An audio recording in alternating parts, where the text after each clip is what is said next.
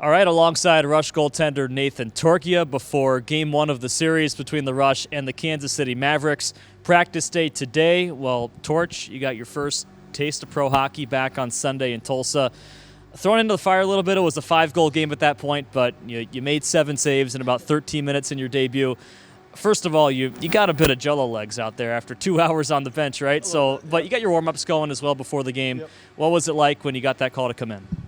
Obviously a little nervous, if I'm being totally honest. I was really excited, a little nerve-wracking, but I thought it was a really cool experience. I mean, the guys were really supportive. They did what they could for me to try to make it as easy as possible. Obviously, it wasn't exactly the way I wanted it to go, but it was a really neat experience, my first pro game, so I'm really grateful to be able to have that opportunity and to do it with these guys. It's really cool. So are guys kind of joking with you, or are you more serious? Like, what's your kind of style when you're on the bench? On the bench, I'm still trying to, learn everyone's names, so I'm definitely, I guess, a little more serious, but I'll try to have chats with the guys here and there. And they're all super supportive of me, too. They've been really welcoming. But yeah, I guess you could say more serious, but it's a great group, so they're supportive. How'd you kind of get yourself into the game with a couple early saves? I just was trying to keep it out of the net as best as I could. I was just doing whatever I could to make sure it didn't go in. Unfortunately, a couple did go in, but that's the name of the game. I just tried to be as focused as I could be and try to prevent it from getting a little worse out there. So, what do you kind of take away? Have you looked at the video? What do you kind of take away from your first period or so of pro hockey? For me, it's just, trusting myself a little more. I mean, it was, end of a game. I was a little cold going in, like you said.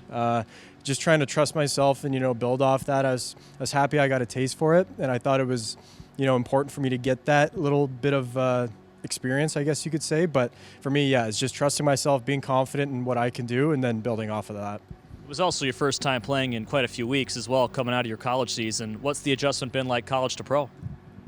It's quicker. The guys they can make quick decisions. So for me, it's just, being a little more patient and not committing so early to shots and make sure I'm, where guys are in the ice and just scanning the ice. I think that's a big thing for me, and that's something that I've been continuously working on. It was almost exactly a month since my last game. So that was a bit of an adjustment too. And then, like I said, coming in late in the game was a little bit tough too, but it was a cool experience. The pace is a little bit quicker.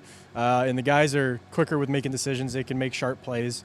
So for me, like I said, just being patient and reading the plays and scanning the ice a little bit more. You kind of grew up around the game with your dad having played in the National Hockey League as a goaltender as well. What was that like growing up with your dad around the game and just being kind of born into hockey? Yeah, the transition was really easy for me going into hockey because I watched him, near the end of his pro career when I was 2 or 3 years old. So I was always dreaming of being a goalie and playing at the highest level I possibly could. And he's always been super supportive of me. And he's been able to kind of help me out along the way and, kind of give me tips on like what to expect and what it's going to be like. And, I owe a lot to him. I owe a lot to my mom as well. She was never a hockey player or anything, but she's been super supportive of me. So I always have to shout her out too because she's been there for me just as much. So I appreciate them both. But my dad, he's been around the game a long time. He still is around the game, so he's able to kind of, give me tips and pointers. And, he's been in these leagues, pretty much every league you can think of he's played in. So he's been able to really help me out and kind of give me pointers. Yeah. So there was no moment where you were like a forward, but someone got injured, so you became a goalie. You were a goalie the entire way. I started off as a forward when I was like maybe 6 or 7 years old, mostly just learning how to skate. And then I was like, I want to go in net. And I think it was house league. And we didn't have a goalie on the team to start the year. And I was like, I would love to be the goalie. And so I was. And it kind of just took off from there. And the rest is history. Yeah. I want to talk about your goalie mask for a second. You've got Torch across the front. That's super cool. On the back, you've got height don't measure heart, the Marcus Stroman thing, the former Blue Jays we talked about off camera. Mm-hmm. What was the inspiration behind your helmet mask?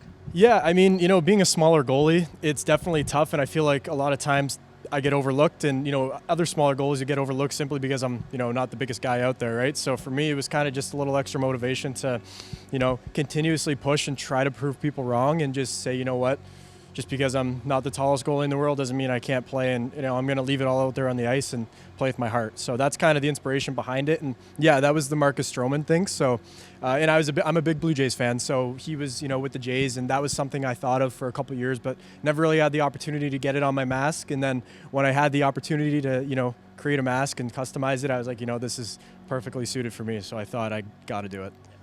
Goalie masks are like the one way guys can express themselves in hockey too. Do you take a lot of pride in that? Absolutely. Yeah, I always try to be, as creative as I can, to an extent for sure. And I thought that was something that I thought was super fitting for the situation. We'll see what happens with the next mask, whenever that may be, but we'll see what I come up with. But yeah, this is something I've had for, a couple of years now, and I love it. And it's just, I feel like it suits me, and it's, a representation for all the smaller goalies out there, right? So. You've got a couple connections on this team. Holden Whale, of course, your Windsor teammate, but also Peter Drikos, who coached you in the OJHL. What was the connection like with Dreeks getting you to come here to Rapid City? Yeah, so Dreeks coached me when I was 16, so a long time ago in the OJHL in Orangeville, which is not even a squad anymore. So that was just shows how long ago it was. But yeah, Dreeks was unbelievable. He was the guy who was kind of reached out to me and kind of told me what it's all about. And he mentioned that once my season wraps up, we'll bring you in and get you the pro experience and all that stuff. So I mean, Dreeks has been really great, and like you mentioned, Whaler as well. We played together for 3 years at Windsor. So he was, he's been super, super supportive as well. They both have, and they've made my transition a lot easier because I really didn't know anyone else besides those two guys. So, if it wasn't for them, I thought I think it'd be a lot tougher than it has been, but they've kind of, molded me into the team, and everyone's been super welcoming. So, been really appreciative of them. 2 weeks to go in this season, 6 more games. Of course, you're on the road here. You're on the squad the rest of the way. What are you hoping for as the season winds down? For the team, hopefully we just continue to, obviously wasn't a great road trip, not what we were hoping for in the last one, but just build off of that momentum and, try to reset. And I know we got a tough weekend this weekend, but I think it's, it'll show a lot of character to see what we're about and see how we can, handle a first place team. So for us, I think it's just building momentum, even, if it doesn't reflect it on the scoreboard, just playing consistently for 60 minutes, I think is something that we could maybe strive towards, and just, continuing to be consistent. And for myself, just being ready for whenever the chance, comes, if it does come, and just doing what I can to give our guys a chance to win. And I think that's the biggest thing for me and our team, just being consistent and building off of that. Cool. Good luck, Torch. Thank you. I appreciate it. Thank you.